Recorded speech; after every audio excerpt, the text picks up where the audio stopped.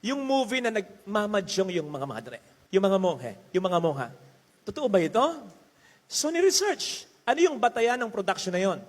Ito raw article ng isang banyaga. Yung banyaga mismo ang nagsalita. Hindi. At kahit basahin mo, hindi talaga. So hindi totoo.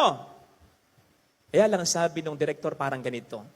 Yun ang interpretasyon ko Parang ganito. Yun ang gusto ko Kanya-kanyang interpretasyon yan. Naloko na.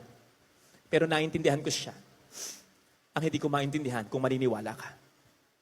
Kapatid, isa sa malaking dahilan kung bakit safe tayo. Tandaan niyo yung pakikipag-usap ng tao sa Diyos. Kung meron bang 10 mabubuting tao, lulupigin mo yung mundo? Sabi ng Diyos, hindi. Pag may 10 mabubuting tao, sinisigurado ko sa iyo, sa 10 na yan, isa dyan, monghe.